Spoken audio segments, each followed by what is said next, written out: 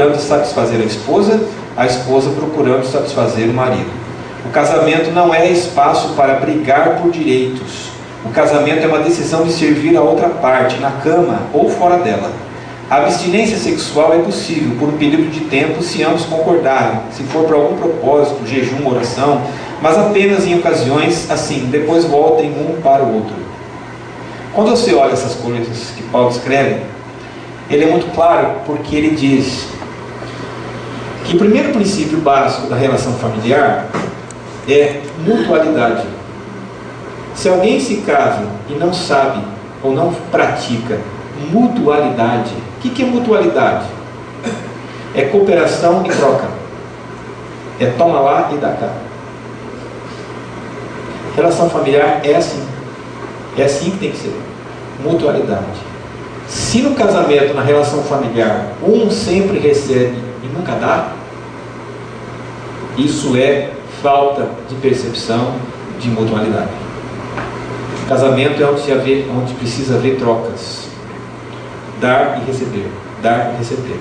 Cooperação. É por isso, gente, que a gente tem que parar com essa... Já passou da hora desse pensamento cultural brasileiro de que homem tem a responsabilidade de trazer dinheiro para casa e só. E não é só por causa das empregadas domésticas que ficaram caro. Essa história de que marido não pode trocar fralda suja, não pode dar banho no menino, não pode lavar louça, não pode esfregar o chão, não pode lavar banheiro, não pode lavar o quintal, não pode cuidar da flor. Está na hora de entender que casamento é mutualidade. De quem é a casa, gente? Quem que mora dentro de uma casa? Todo mundo. Então o marido tem que pegar no rolo? Tem que pegar na vassoura? Tem. Eu ia fazer uma brincadeira sobre sogra, mas deixa pra lá. Então tem que haver mutualidade, cooperação. Segundo Paulo diz que casamento ou vida familiar é instituída para que haja uma decisão de servir o outro. Servir o outro, ele diz, seja na cama ou fora dela. Seja na cama ou fora dela. Tem gente que entende que casamento é só cama. Também é, gente. Mas é também para servir fora. Terceiro, não brigar por direitos. Não entenda casamento como disputa por direito. Casamento não é isso. Isso aí é relação de sociedade. É melhor então você abrir uma empresa e ter um sócio, porque você vai brigar muito. Mas não vai casar com essa cabeça de empresa. Empresa. Casamento não é empresa. É outra coisa. Casamento é doação. Doação do outro. Ou doação ao outro. Por isso, avançando um pouco mais, o que a gente aprende com o samaritano, que uma terceira ação que ele pratica, ele pega o ferido, coloca o ferido em cima do seu animal, leva a pensão.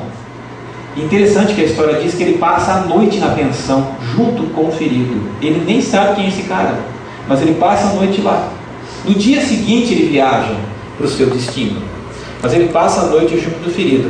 E quando você lê isso, é lógico que você vai fazer algumas perguntas. Bom, o cara socorreu, já levou lá para a pensão, já deu dinheiro para o cara cuidar dele, disse cuide bem dele. Por que ele tem que dormir na pensão? Na mesma pensão para ficar perto do cara? Ele já não fez muito? Não basta o que ele já realizou, não basta o que ele gastou, não basta o tempo que ele perdeu? A atitude dele de ficar na pensão indica que ele se doa mais do que os seus recursos, ele está lá porque ele diz, eu quero ficar aqui, ao lado dele. Isso é compaixão e amor, sem limites, sem regras. Qual é o limite para amar alguém? Amor não tem limite. Amor não tem regra. Não tem. É por isso que ele vai muito além de simplesmente jogar o cara numa pensão e dizer, agora cuida aí que eu já fiz muito. Ele extravasa ou ultrapassa melhor qualquer limite. Então aprenda algumas coisas óbvias e práticas para mim e para você. Muitas vezes as queixas das famílias são estas.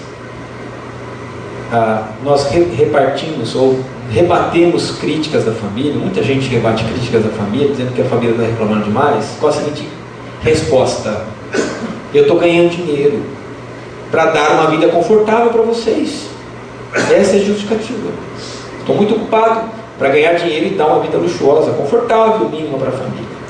Mas a família, gente, aprenda, não importa onde, quando, qual família, de qualquer lugar do mundo, para a sua família, a sua presença pessoal é mais importante que o conforto e o luxo.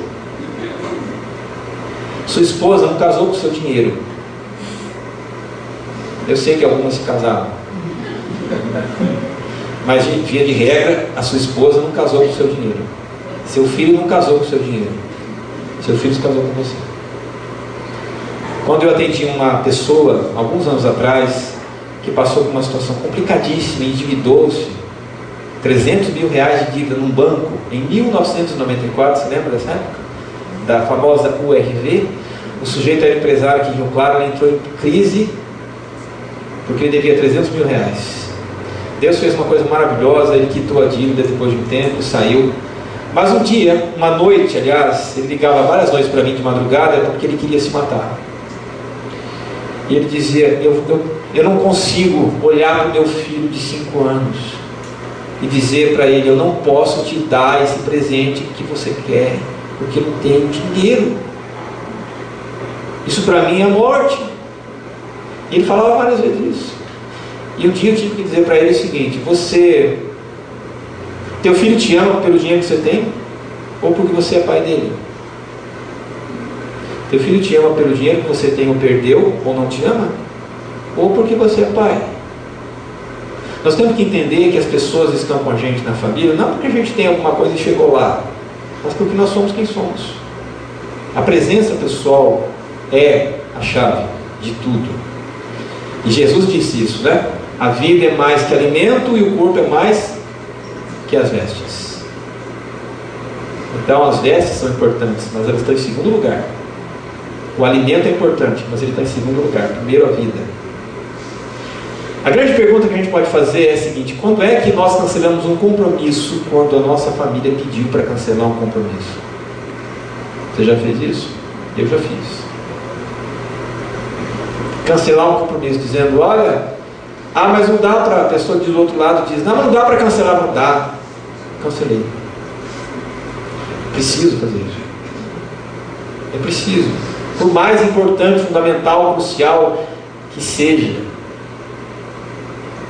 É preciso.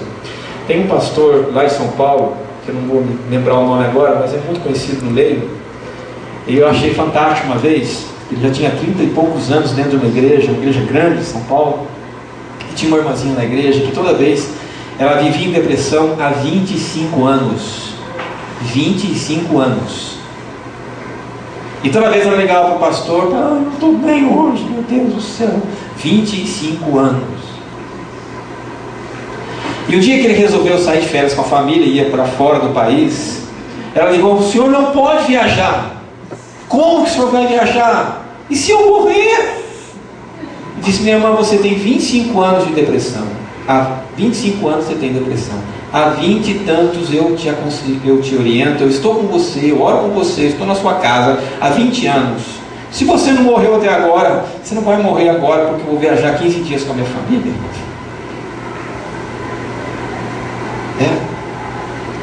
Então há coisas que a gente pode deixar para depois.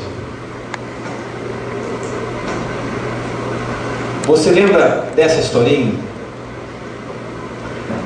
Um garoto chega para o pai e quer a atenção do pai, quer brincar com o pai, quer que o pai veja uma tarefinha, um desenho que ele fez. O pai, filho, não tem tempo não, estou super ocupado aqui, tem que resolver um relatório, não dá. Mas pai, deixa eu mostrar, não, depois você mostra, final de semana, não posso. E fica naquela coisa, e fica irritado com o filho, vai para o quarto, moleque, eu não aguento, estou ocupado aqui, dá licença. E aí o filho vai para o quarto.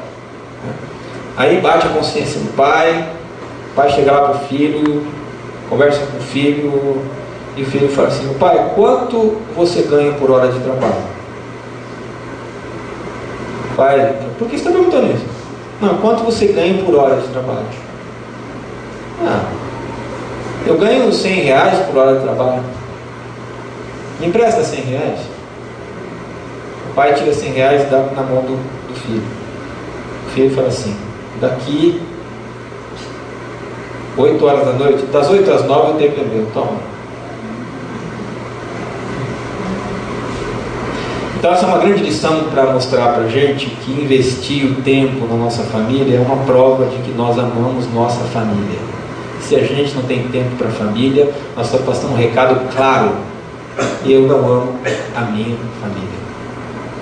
Porque outras coisas são importantes, fundamentais. É família não. Porque Paulo diz uma coisa na carta aos Romanos, que a gente tem que aprender duas coisas na vida com as pessoas: nos alegrar com quem está alegre e chorar com quem chora.